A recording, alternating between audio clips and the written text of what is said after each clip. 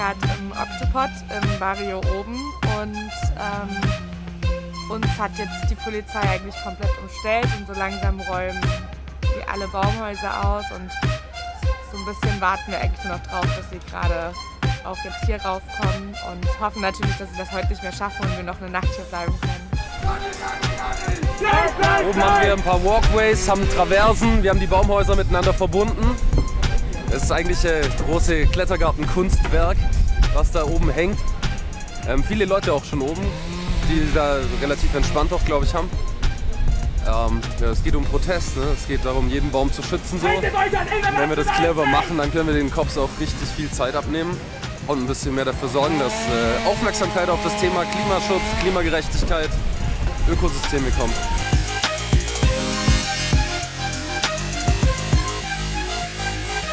Was hier passiert, ist ein Symptom einer Gesellschaft, die über ihre Verhältnisse heraus lebt und wirtschaftet. In den letzten 40 Jahren haben wir 80% der Fluginsekten verloren. In den letzten 40 Jahren haben wir eine Autobahn geplant, die weiterhin Ökosysteme zerstört. Und ich frage mich, was wir in den nächsten 40 Jahren tun wollen. Jetzt schon gehen Menschen auf die Flucht, weil da, wo sie leben, es kein Wasser mehr gibt. Und wir hier stehen in einem Trinkwasserschutzgebiet und scheißen drauf. Wir scheißen drauf, weil wir hier eine Autobahn durchbauen. Und gleichzeitig erleben wir auch hier in Deutschland, wo es anscheinend die Menschen mehr interessiert, dass Dörfer kein Wasser mehr haben. Und wir brauchen Wasser, um zu überleben. Ja toll, jetzt hast du einen Keks, kannst du nicht reden. Aber du kannst reden, du kannst vielleicht sagen, warum du hier außer für Keks bist. Außer für Kekse bin ich hier, um was gegen die Ungerechtigkeit der Politik zu tun, für eine bessere Klimapolitik zu demonstrieren und gegen die, auf gut Deutsch gesagt, kapitalistische Scheiße, die uns unserer Gesellschaft angetan wird. Dadurch, dass wir veraltete Politik ausführen, Pläne durchführen, die vor 10 Jahren gemacht wurden und heutzutage eigentlich gar nicht mehr durchführbar wären. Schämt euch!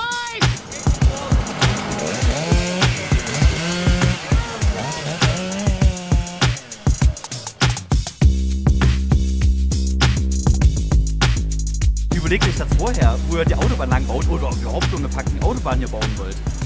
Also, natürlich ist das auch, weiß die Politik jetzt, okay, der Protest, der wird massiv sein. Und dass dann vielleicht doch der Weg um den Wald herum günstiger wäre oder so, das möchte ich dann natürlich auch damit bewirken. Weil wie gesagt, der Dani, also Dani ist ja nicht der einzige Wald, der bedroht ist. Es geht nicht um den Wald, es geht auch um die Verkehrswende vor allem auch. Dani hat mich gefragt, dass ich das nicht okay finde, was hier gerade passiert, dass dieser Wald für eine weitere Autobahn zerstört wird und im Allgemeinen, dass einfach so viel kaputt gemacht wird von der Natur und das für uns, für unseren Luxus halt schneller von A nach B zu fahren, obwohl es halt die Möglichkeit so schon gibt, finde ich nicht in Ordnung und finde ich überflüssig. Schämen sollst du dich da unten! Ekelhaft! Wie kannst du das nur machen? Wir opfern primär unsere Freizeit. Wir opfern körperliches Wohlbefinden total. Wir frieren hier, es ist kalt und wir sind oft mit Polizeigewalt konfrontiert. Die Gewalt kommt immer von demselben, schwarz auf Block mit weißen Helmen. Die Gewalt kommt immer von denselben, schwarz auf Block mit weißen Helmen. Also ist das trotzdem so eine Herzensangelegenheit, würde ich sagen, weil eine lebenswerte Gesellschaft oder eine lebenswerte Zukunft zu kreieren, ich glaube, das ist das, was den meisten Menschen ein sehr wichtiges Anliegen ist. Die Natur zu retten einfach. Ja. Genau, und ja, genau, eine intakte Natur ist... Der Mensch hat einfach kein Recht, das hier zu tun, was er hier gerade tut. Also eine intakte Natur ist so einer der Grundpfeiler für eine lebenswerte Zukunft, weil ohne intakte Natur gibt es auch keine lebenswerte Zukunft. Und das ist, glaube ich, vielen Menschen, vielen kapitalistisch geprägten Menschen einfach nicht bewusst. Warum hat der Mensch kein Recht dazu? Weil der Mensch einfach nicht allmächtig ist oder ich weiß nicht, was Menschen denken, die sowas tun. Und ich glaube auch, dass die Menschen vergessen haben, dass sie eigentlich selber aus der Natur kommen und dass die Natur einfach alles ist, was wir zum Leben brauchen. Wir brauchen nur das, wo wir hier gerade sind. Und das haben die Menschen, die haben komplett den Bezug verloren. Ja, sind größenwahnsinnig und ja, fühlen sich irgendwie übermächtig.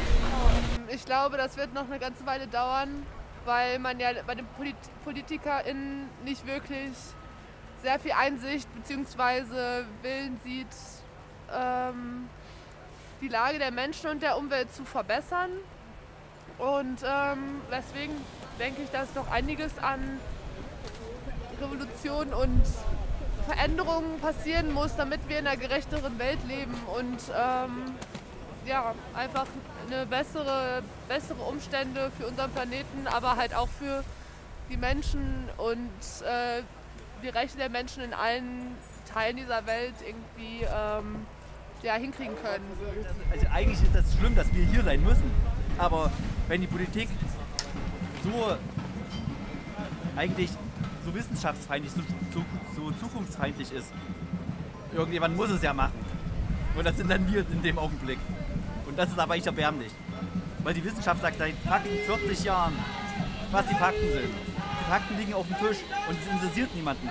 Also ich kann mir vorstellen, dass es nicht unbedingt endet, dass der Widerstand weitergeht, ob das jetzt hier vor Ort ist oder insgesamt überall in Deutschland oder Europa, weltweit, die Leute weiterhin sich dagegen mit Demonstrationen, Baumbesetzungen in anderen Orten dagegen protestieren. Und auch wahrscheinlich hier kann ich mir vorstellen, dass viele Leute versuchen werden, die Bauarbeiten so weit wie möglich zurückzuhalten.